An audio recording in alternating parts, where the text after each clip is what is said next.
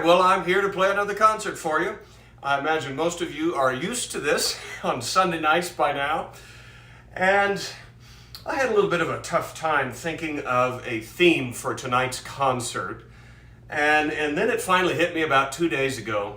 I have done actually more than one broadcast already devoted to some of my favorite player piano roll artists. And so, you know, the other way that I learn all of this great vintage American music is through records. So tonight's concert is going to be called My Favorite Records. I thought about calling it Inspirational Records, or, you know, My Favorite Tunes Off Records. My Favorite Records seemed to be the simplest title that made the most sense. And as you can see, instead of putting sheet music out on the piano tonight, I have a bunch of those special records. And I thought that would be kind of fun. I'll tell you all about them as we go through it. I'm probably going to stick to 78s and LPs. I'm not going to go into the CD era. Those are not really records, are they? So that's a little bit of what I'm going to be playing tonight. Of course, I'll be happy to take requests as well. Maybe see if you all can think of some songs associated with the artists I'm talking about. It doesn't really have to fit the theme of the concert, but oh boy, even got people watching in the UK already. You know, it really amazes me that I have people that watch my concerts in Europe, because it's the middle of the night in Europe whenever I'm doing this. Well, that first tune, of course, was called Meet Me in St. Louis, the hit of the St. Louis World's Fair in 1904. And that version was inspired by this record, which is one of my very favorites. In fact, I did an entire virtual concert devoted to the history of this album. It's called The Golden Reunion in Ragtime, starring Eubie Blake, Joe Jordan, and Charlie Thompson, who, at the time this was made, were three of the last surviving pioneers of ragtime music. So I've always loved their version of that song. Now let's play some more of the Charlie Thompson rags for you. I'll start out with some traditional ragtime. Let's do his famous Lily Rag from 1914. I say it's famous, it's really the only piece of music he ever had published.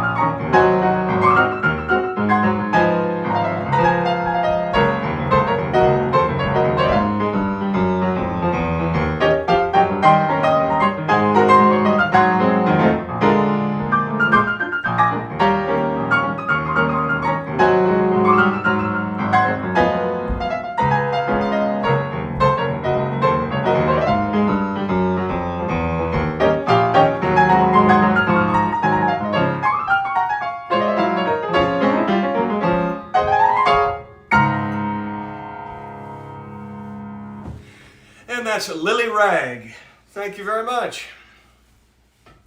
Well, it looks like a lot of my regulars are tuned in now. We have Kelly Kaufman in Florida. My goodness, let me check all the websites real quick. Looks like everything's working. Yeah. Haha. Wonderful. I've even got some people watching on Twitch. I think that's Ron O'Dill. Hello, Ron. I'm going to do another Charlie Thompson piece for you. And this comes not off of, a vinyl record, but off the 78s that he made in the late 1940s. And it's a very unusual piece. This is sort of a cross between ragtime and boogie woogie.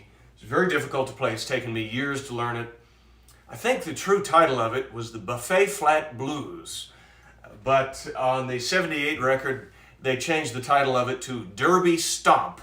And I imagine they did that because a buffet flat was really quite a scandalous place. I finally found some research on that, which explains it. And so, like I say, I've worked on this piece for years. It's really kind of boogie woogie in style. I would assume he wrote this in the 1920s, and I had never heard the tune until my late friend Mike Montgomery gave me the original copies of the 278 records that the ragtimer Charlie Thompson made in the 1940s. And Mike is the only one that had those. I've never been able to find other copies of them, so I'm very lucky to have those. It's one of my favorite records, the Buffet Flat Blues, aka the Derby Stomp by Charlie Thompson.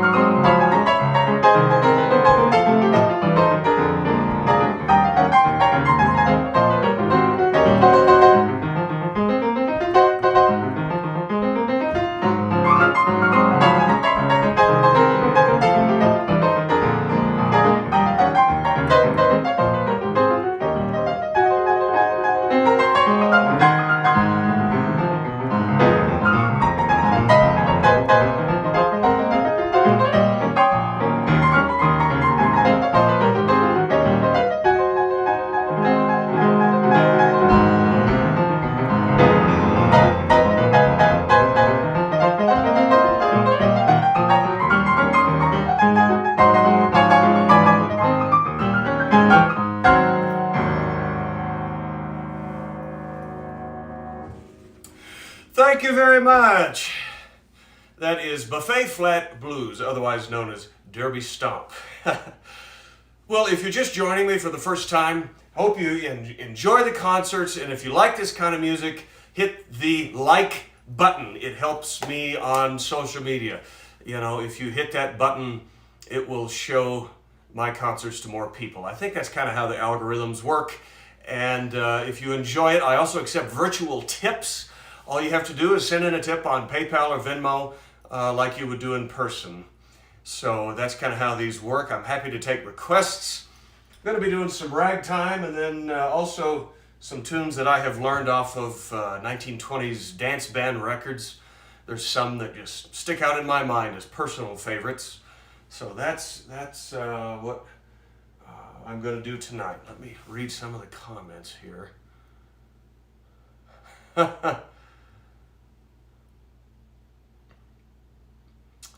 Well, now let's see.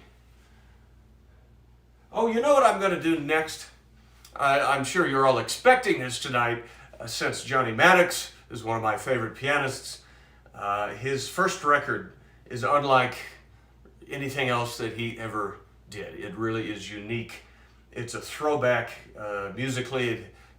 His band leader, the man that led his band, his name was Donald Templeton, played bones on Johnny's first record like they would have in a minstrel show. And he did two of the old-time rags. Let me play them for you now. He made that record in May of 1950 with St. Louis Tickle on one side and Crazy Bone Rag on the other. And I hadn't played St. Louis Tickle in a while. Let me give it a shot. This was written for the St. Louis World's Fair, of course, 1903 or 1904. Some of the tunes about the fair came out in 1903 because it was originally scheduled to open that year and it was delayed until 1904. That was one of the biggest events of the ragtime era and has been chronicled by many people over the years. If you watch the movie Meet Me in St. Louis, that's all about the World's Fair. So here's the St. Louis Tickle.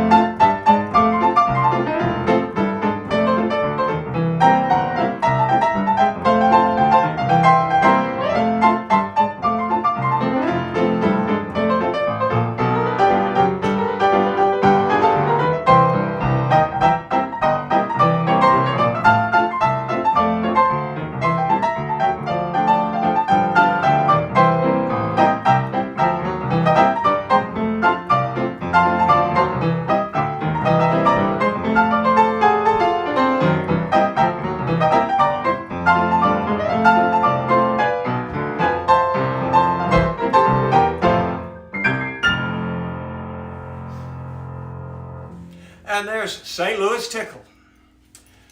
The St. Louis Tickle features a musical theme which was most likely written by the famed Buddy Bolden from New Orleans, an early trumpet player who led a ragtime and jazz band in New Orleans. As Jelly Roll Morton recorded it as Buddy Bolden's Blues.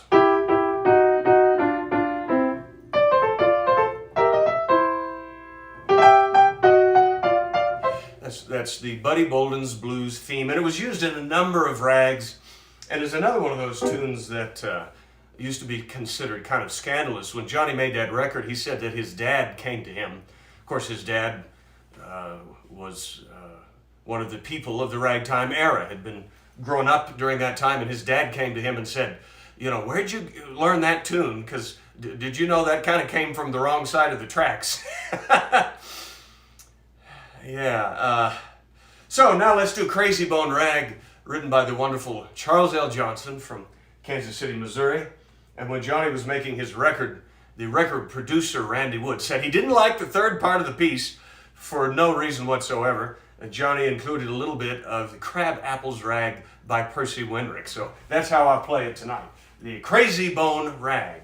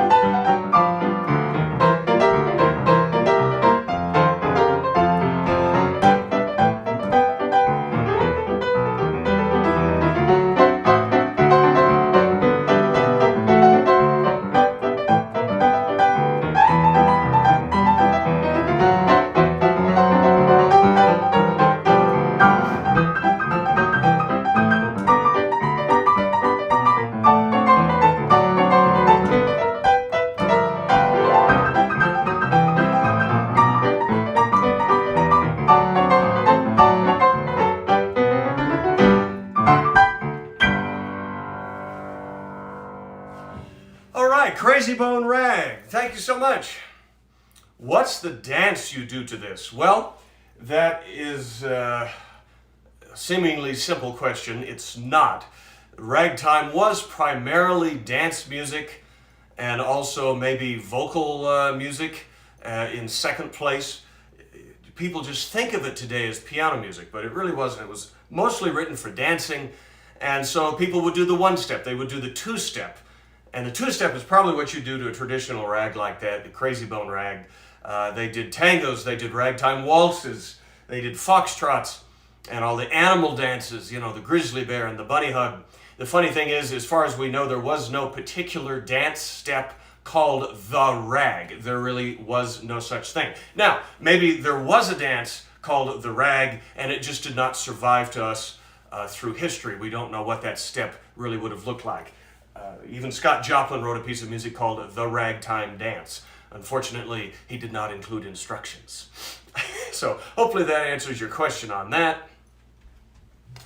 Now, I'm going to continue with with the theme a bit longer here before I take some requests.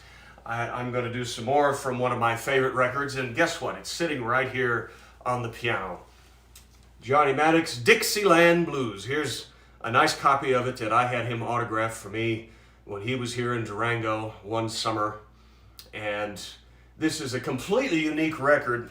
It's a shame he didn't make more like this. It features some of the very best Dixieland jazz musicians that ever lived. And that includes Matty Matlock on clarinet, Manny Klein on trumpet, Nappy Lamar on banjo, let's see, Red Callender played tuba, and Nick Fatul was Johnny's favorite drummer. And so incidentally, this album is the only one of Johnny's 1950s records, well, any of his records from the 50s and 60s, because he was under contract to Dot Records throughout the 50s and 60s. It's the only one that has been released by Universal Studios officially. Universal now owns the Dot Records catalog, and they use the original master tapes, and it sounds beautiful. If you don't have that CD, get it. Get a used copy online while you still can. And so we're going to do a couple of tunes from this album. It opens with a really great take on the Basin Street Blues, which was first written and recorded by the original Dixieland Jazz Band. Basin Street Blues. I'm reading the names off the album. I meant Blue in the Blues. Here we go.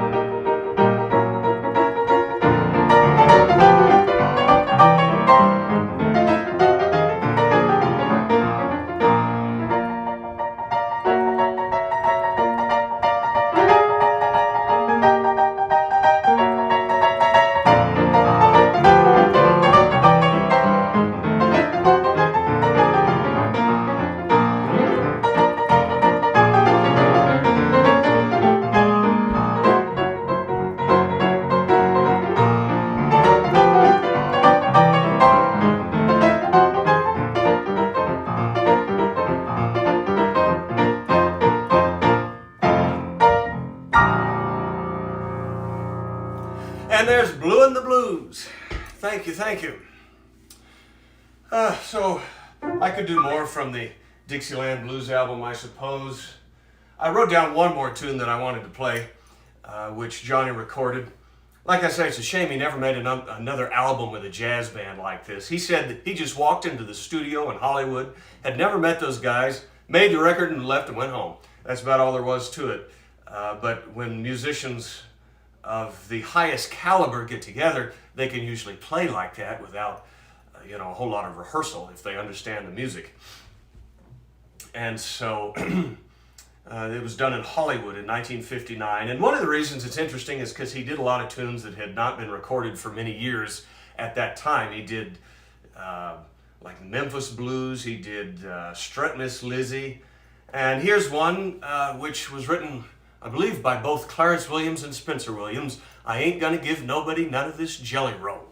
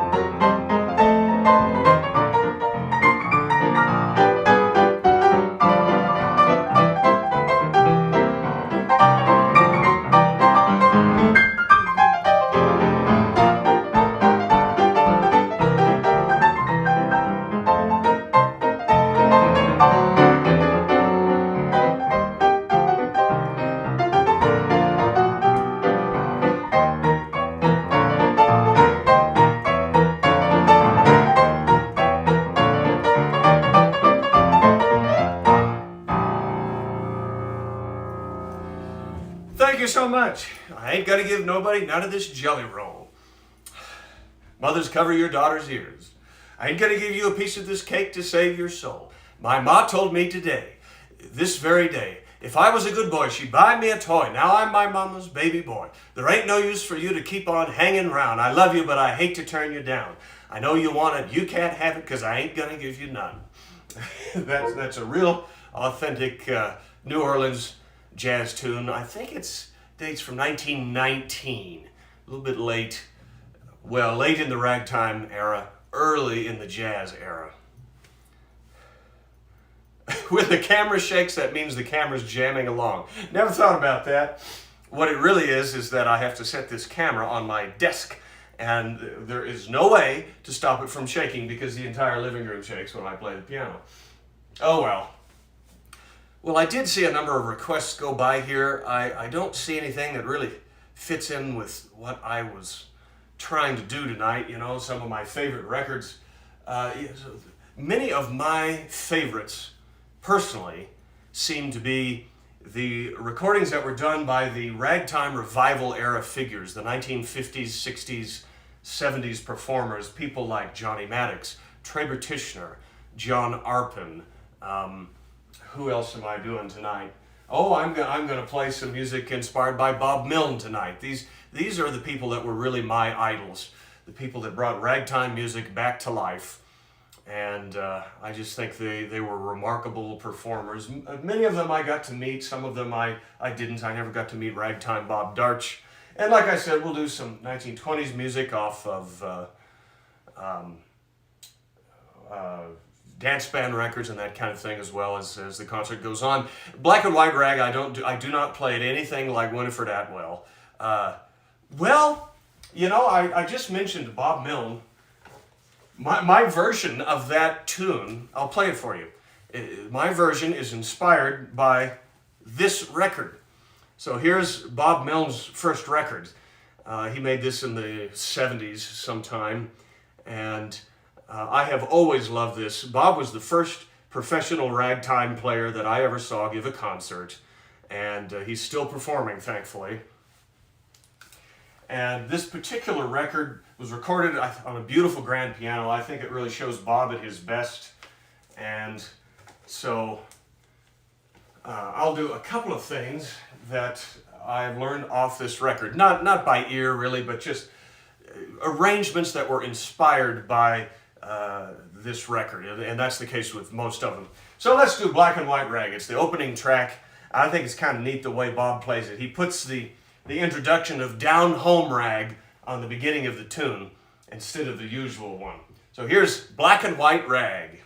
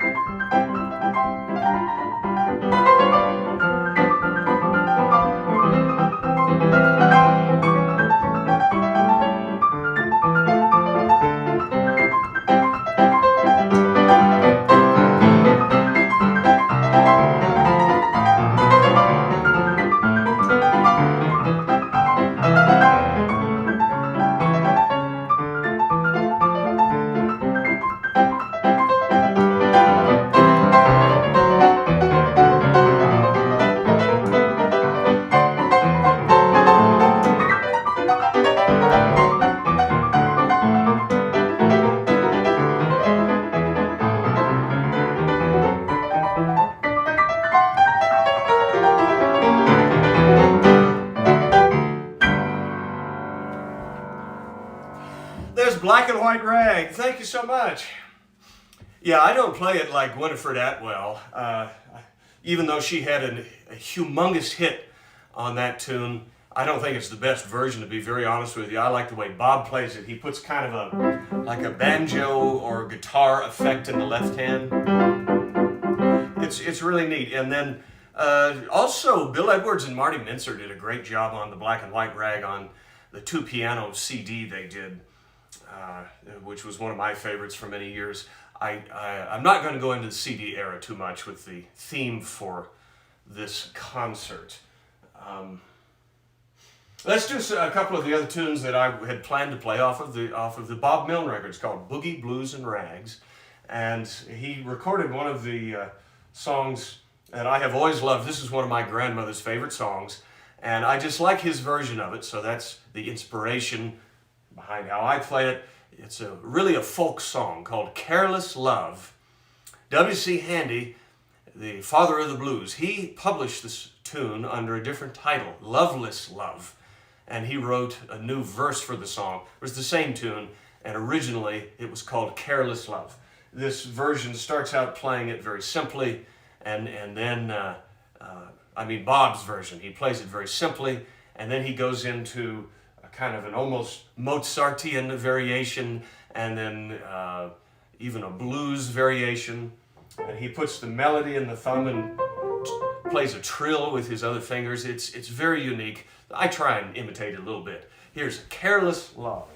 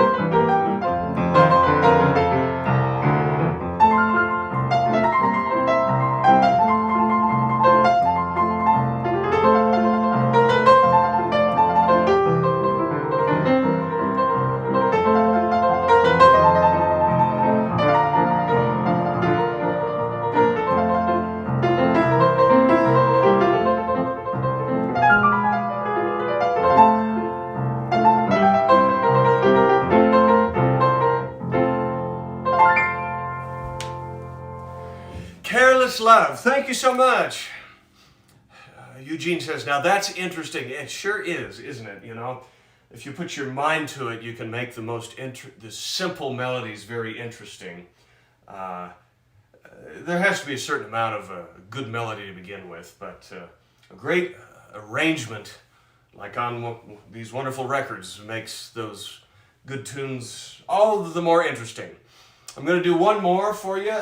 This one I had planned to play ahead of time, and this is one composed by Bob Milne. He's also a very gifted composer. There's several tunes on this record. Let me move the papers here so you can see it while I'm playing. I had him sign this for me when I was living out in California. He came to play out there. And there's great tunes that he wrote on here, like Steamboat Boogie, Ragged Music Box. It's a ragtime piece in the style of Mozart. There's Apple Tree Grove. That's the other one I really like. But the only one I know how to play is this one, called the Flypaper Rag.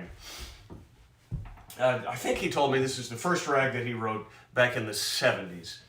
It's called Flypaper Rag.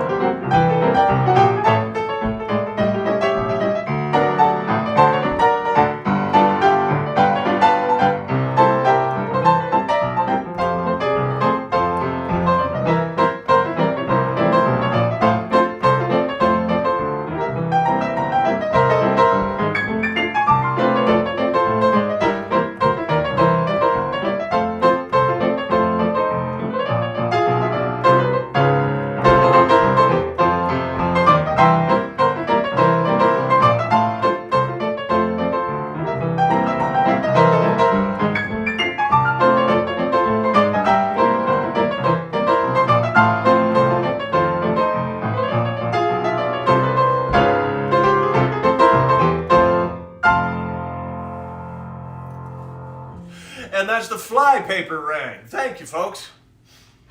Well, that's a little tribute there to one of my favorite records. Let me check all the websites here.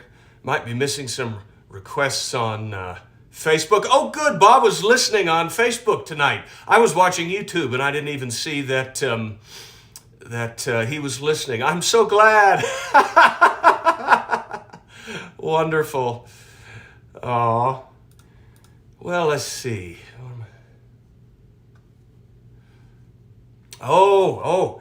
Thanks, Kylan. I just saw your comments on Twitch. Thank you. I thought I had them set to music. Rats. Well, I'm not going to stop the concert to figure that out right this second.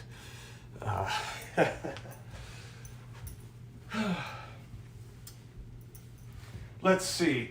I thought I'd play some more tunes.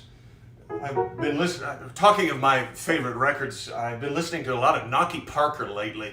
Bob, did you know him? I'd be kind of interested to know if you have memories of meeting him. I don't know too many other people that would have. I really love his piano playing. It's just terrific. Let me do a couple of things that I've learned off of his records for you. Here's a neat version of I Ain't Got Nobody, which is kind of a jazz standard, but it was originally written by one of the black ragtime pianists from St. Louis named Charlie Warfield. He also wrote Baby Won't You Please Come Home. And so anyhow, here's I Ain't Got Nobody.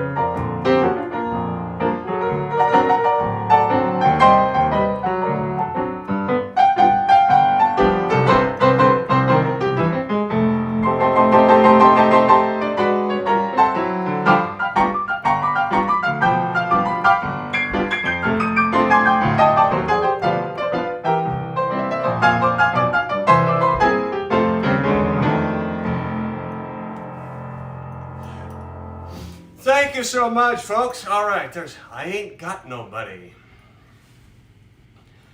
Hey, Dave, yeah, you're right. The piano sure sounds good. It sounds much better. I think I'm going to have this new piano technician, Chris Drury, up here from Albuquerque to work on this more often because it really needed it. He voiced the hammer, so it still sounds kind of, I don't know, quiet to me tonight, but that's not a bad thing. Okay, well, if you don't know, Knocky Parker played with the Light Crust Doughboys, so he really was kind of a transitional figure between the original period and the later ragtime revival. I really love the records he made. He recorded I Ain't Got Nobody with the Light Crust Doughboys, and here's another one that I learned I had heard the tune, but I was inspired to learn it after hearing his record. It's called the Cow Cow Blues, and originally written by Cow Cow Davenport, late 1920s. This is somewhere in between boogie and blues, I would say. The Cow Cow Blues.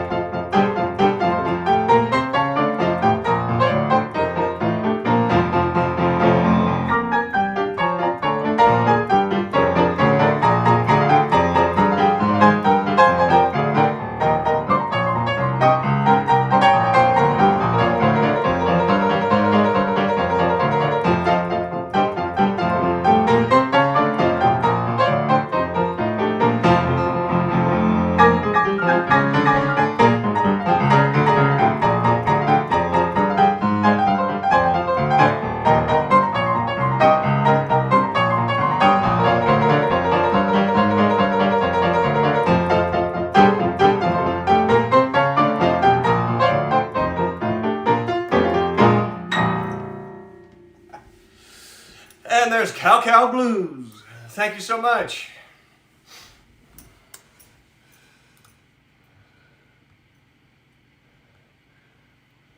Let me check all the streams real quick.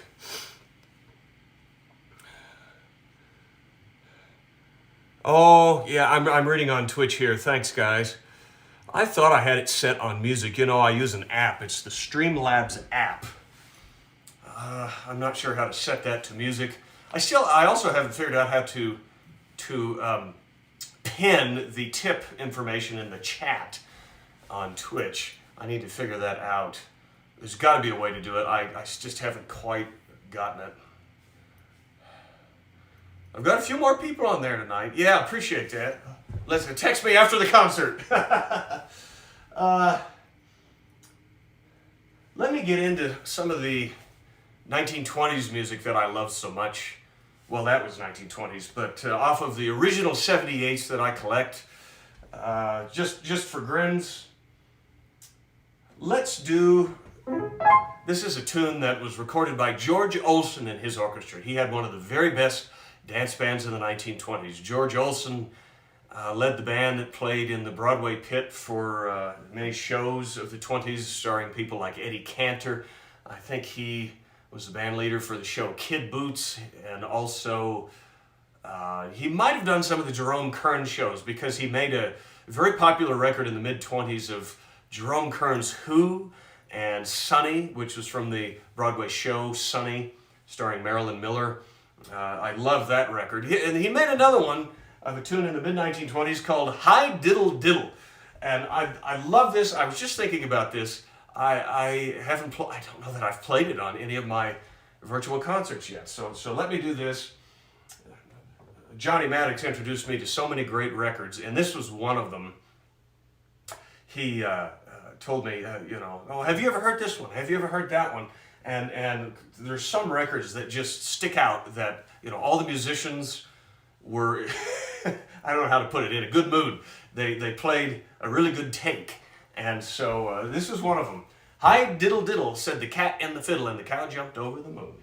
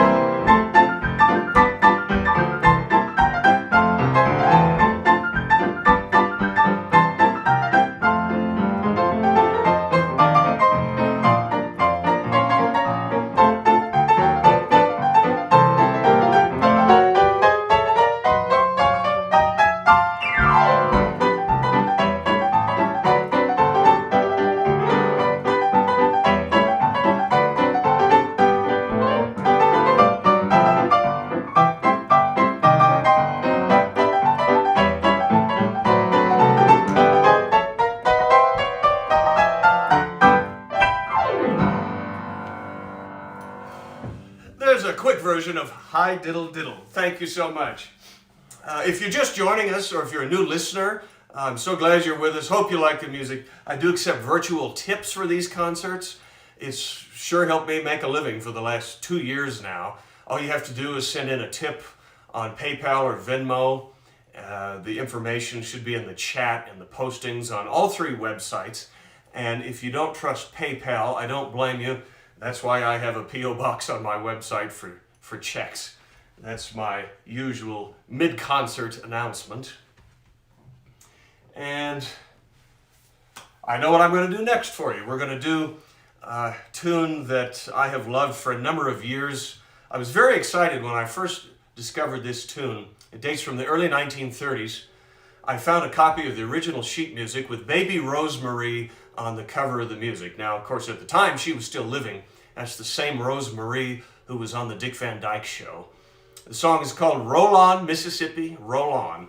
And I don't know that she ever recorded it. I don't think so. She probably sang it on radio. The best record of this song that was ever made was done by Fletcher Henderson and his orchestra, 1931. It's quite a remarkable arrangement. My arrangement is not like the record. It's kind of my own version and partially taken off of a player piano roll as well. I was really thrilled. Johnny found a copy of this record at an antique store here in Colorado somewhere. It might have been way up in Ridgeway or Montrose, one of those towns, and it was a beautiful original copy of the record, and he gave it to me. The record was done under a pseudonym, Connie's Inn Orchestra, which might have been named for the Connie's Inn, the nightclub in New York, but it's actually Fletcher Henderson and his orchestra. Roll on, Mississippi, roll on.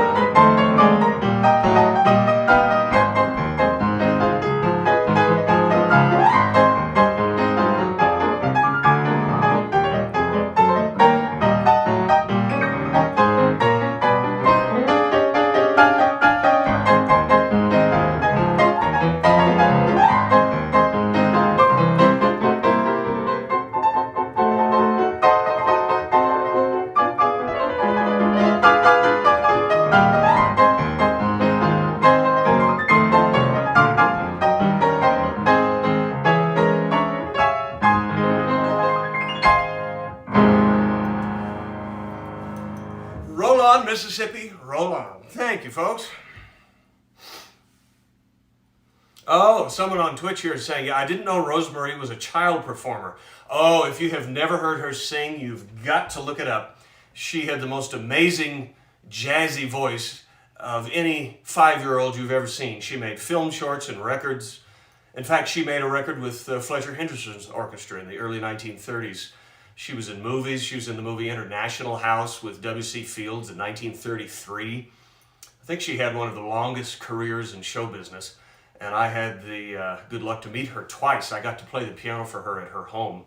She lived in Van Nuys, California. Anyway, so there's those tunes. Let me check the other website real quick.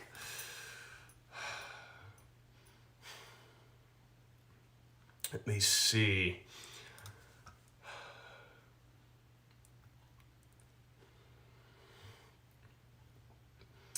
Oh, well, I haven't forgotten. Today is a friend's birthday. I will do that momentarily. I might save it towards the end of the concert, actually. Hint, hint. You know what I'd like to play for you is a medley of songs. Speaking of my favorite records, I'm going to do a whole medley of songs written by the king of Western swing, Bob Wills. He was a fiddle player from Texas, and he made some of my very favorite records. His original records of songs like San Antonio Rose, Faded Love, Sugar Moon is a favorite of mine, Cherokee Maiden is another one. And so in order to represent him, I'll just do a medley of my favorites. I love the record of Bob Wills and the Texas Playboys, For the Last Time. That's one of my favorites. And it's good to do something a little different. I'm going to do, I think, 4 tunes, all of which were actually composed by Bob Wills, some in part by Cindy Walker, who was sort of an early country songwriter that worked with him. I love the music of Cindy Walker. We're going to start with Sugar Moon and then do Faded Love and a song called Maiden's Prayer, which I've always thought was so pretty. I heard that was based on Civil War melody. It could be. I'm not sure, but it's written by Bob Wills, and then we'll finish up with Cherokee Maiden.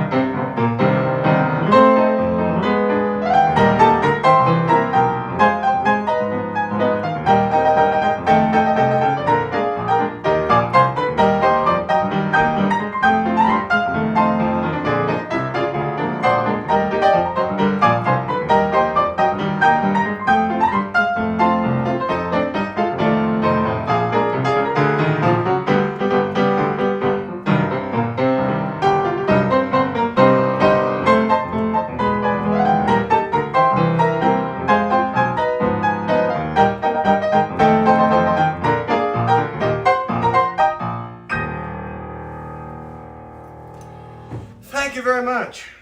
That's my Bob Wills medley, one of them that I've cooked up. Hope you enjoyed that, folks. I have never been to Kane's Ballroom in Tulsa. I really would love to see that one of these days. I think that's quite a legendary place, so I'm sure it's not going anywhere, and hopefully I will have the chance.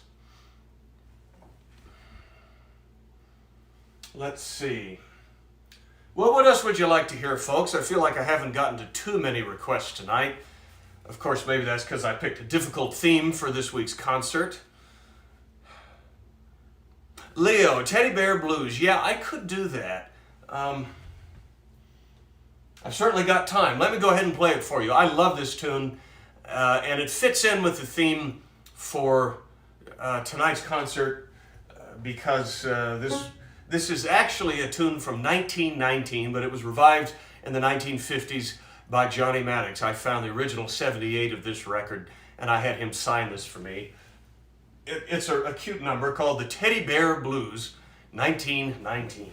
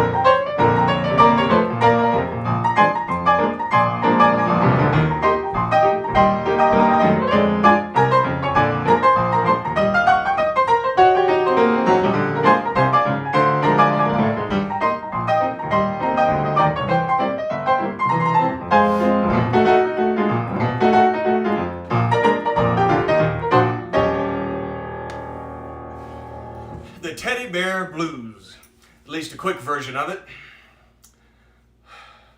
Oh, I see a request there that I'll play in just a minute. Let me do one more piece, which I'm representing with records that are sitting right here on my piano. I have not yet played anything from this record. And this is one of my very favorites. It was the first recording by Trebor Tichenor, who I was very lucky to call a friend, one of the greatest of all ragtime players and historians, lived his whole life in St. Louis and often played on the Goldenrod Showboat. And that was, in fact, this record was made on the Goldenrod Showboat in 1966. Trebor himself sent this to me and signed it for me. And there's a lot of great rags on here. I think just to represent his music, though, what I'll do is I'll play one of Trebor's own compositions, which would have been written first, right around the time that this record was made. The record's called Mississippi Valley Ragtime, but the tune is called Show Me Rag, named for the Show Me State of Missouri. Here we go.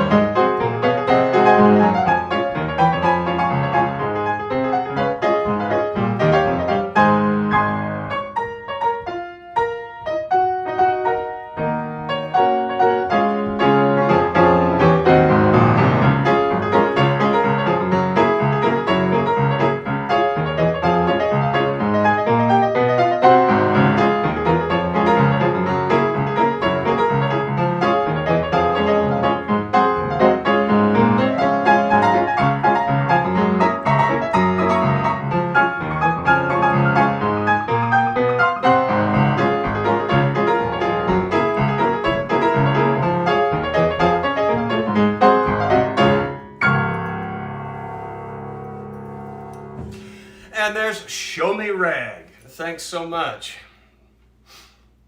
Oh, Joe Shell's listening. Yes, the Tichenor family is very special. Trebor and his daughter Virginia are both fantastic piano players, and so is Virginia's husband Marty.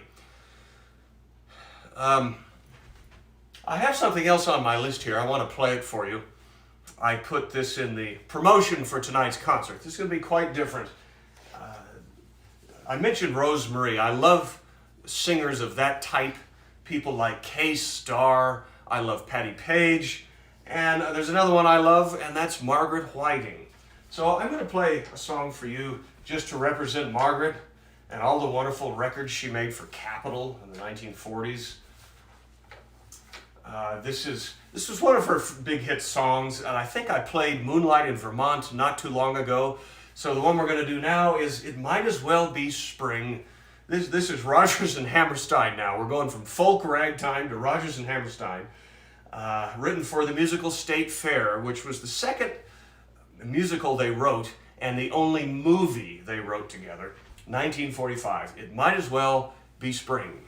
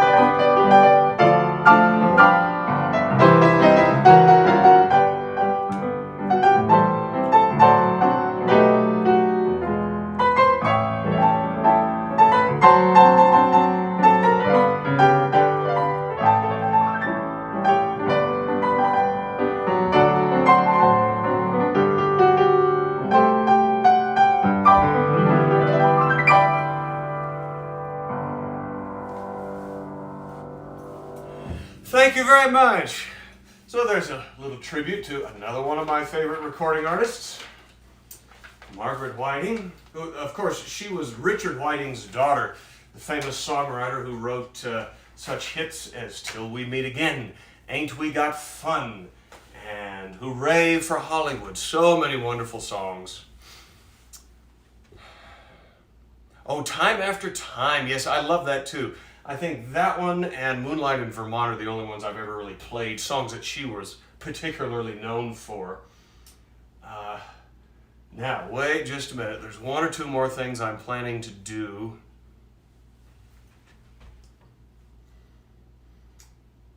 Let me check all the websites real quick.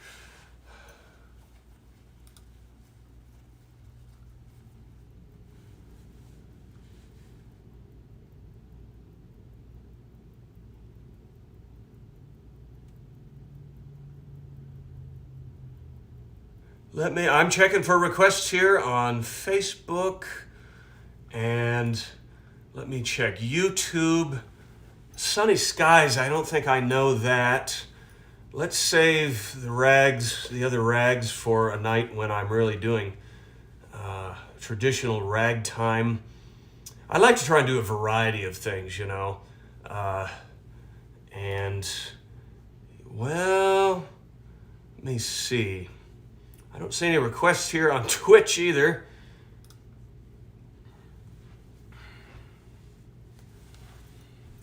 I don't suppose you happen to be in the tune. Yeah, you do. Sweet Mama, Papa's Getting Mad. What the heck, I'll play it for you.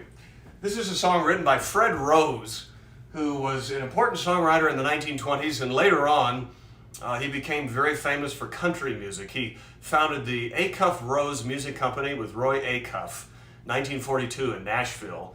He wrote tons of songs for Roy Acuff, Bob Wills, even Gene Autry, and particularly for Hank Williams. But early on, he wrote these wonderful, sort of ragtime-like tunes. And this one was recorded by a minstrel performer, a black-faced minstrel man named Emmett Miller.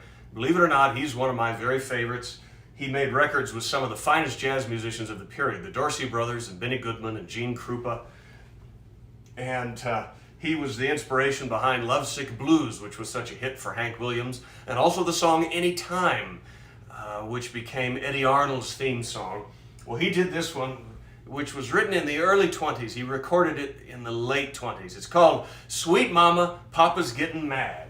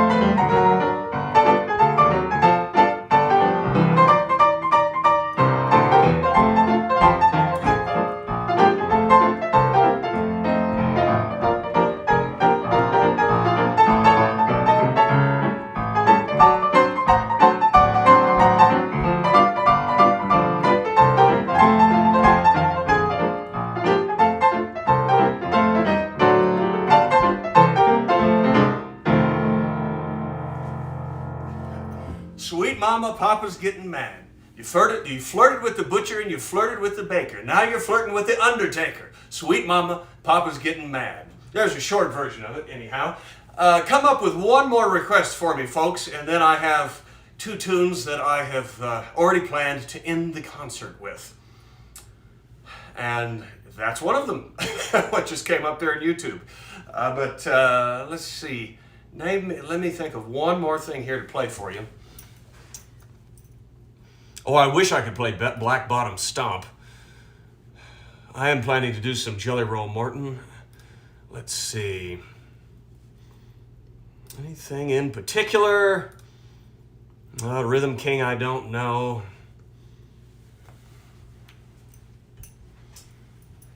Like I said at the beginning of the concert, I have so many favorite records. It would be very difficult to represent them all. I think I have mentioned some of my favorite recording artists. There's many that I didn't do. People like Blossom Seeley and let's see. And while I'm waiting for some more requests to come in, just a reminder that next Sunday night will be my Ragtime style Christmas concert. I have done this now for 3 years in a row. This will be my 3rd year of a virtual Ragtime Christmas concert. And I'm planning to learn a whole bunch of new songs in the next week or so. Songs that I've never played, in other words. I'm excited about it. I'm going to do Chestnuts Roasting on an Open Fire. I'm going to do Santa Baby. Some songs I've never played, come up with some jazzy arrangements of them. And so... Oh, someone's asking about the piano. Let me explain that real quick. It's a 1913 Apollo player piano. Melville Clark is really the brand of piano. Melville Clark was owned by QRS, and it's an Apollo player system. And it's fairly unique because I can play both 65 and 88 note rolls, and I also have a dynamic control lever right here. And most upright player pianos don't have that. Most regular 88 note player pianos. Granted, there were upright duo arts and apicos, but those are pretty rare. So I love this Apollo, and if you want to know more about that, check out the concert I did devoted to the player piano rolls. I think that's a good idea. I just got a request here for a tune by Max Morath. I haven't done any of his yet tonight. Let me do that. I was almost going to play Sugarfoot Stomp, but I think I should represent Max as one of my favorite recording artists. He's 96, still going. One of the great ragtime revival figures. He wrote this in the 1950s. It's one of my favorites of Max's rags. We're going to do the Gold Bar Rag, named for the Gold Bar Room at the Imperial Hotel in Cripple Creek, Colorado.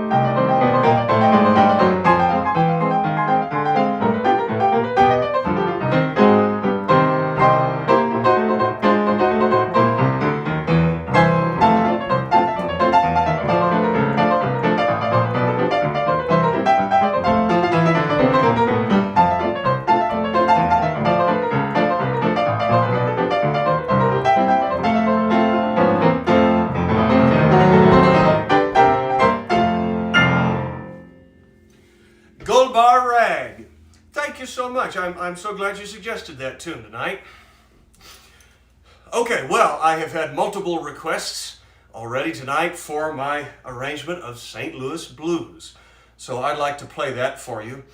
And this also goes out to my friend Bill Wortley. It is his birthday today, and I understand this is one of his favorites.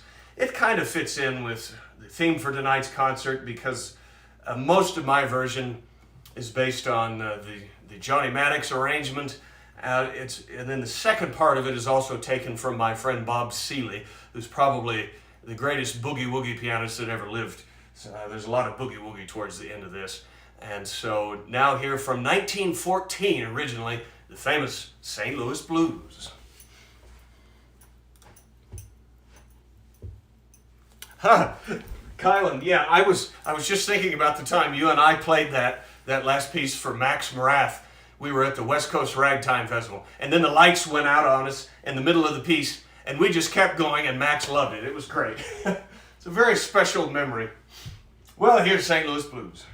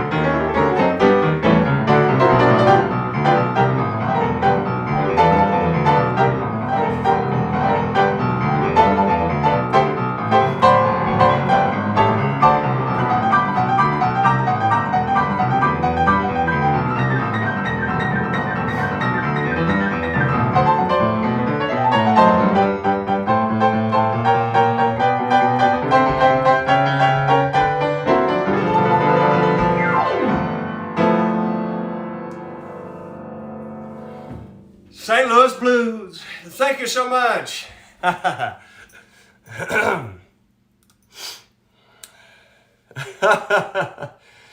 thanks for the many nice comments, folks. Yeah, and happy birthday to Bill. Yeah, I still love that too. I always have. I have one more thing I want to play for you tonight. Speaking of my favorite records, originally I thought I'd end the concert with this. I'll go ahead and do it. Because one of my very favorite piano players is Jelly Roll Morton. He was essentially the best that ever came out of New Orleans and is in a category almost unto himself. When you have a musician like that, you know they're pretty special. And of course, I love all the records he made in the 1920s. His band was called Jelly Roll Morton and the Red Hot Peppers. But then later in his life, he lived in Washington, D.C. for a while. And we're so lucky that he was interviewed for the Library of Congress, 1938. By that time, they were already they already realized, at least Alan Lomax did at the Library of Congress, that someone needed to interview Jelly Roll Morton and learn all about his early days in ragtime and how jazz first began.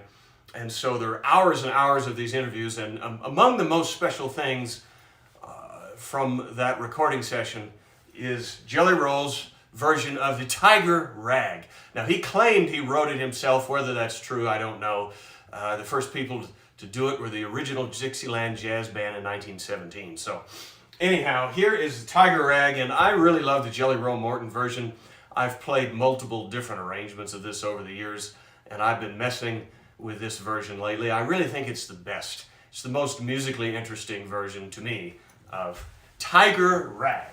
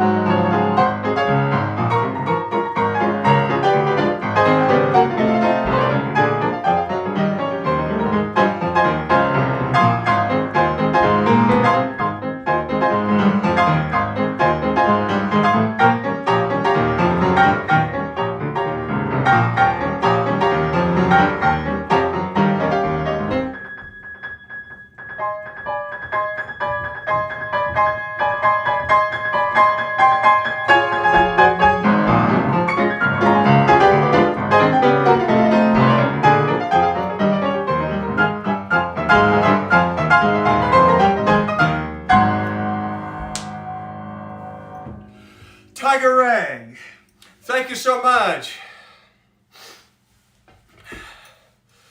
Well, I hope you've enjoyed tonight's concert, folks, and do join me next Sunday night because it's going to be pretty special, I think. I'm going to do a whole bunch of Christmas standards, not hymns, nothing religious really, but some of the great Christmas standards of the 1930s and 40s, the Great American Songbook.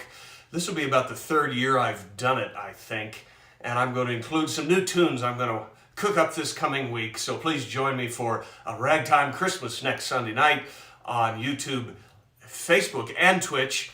And if you're so inclined, I appreciate those virtual tips as well. It's really helped me make a living at this. So can't wait to see you all next week. Good night for now.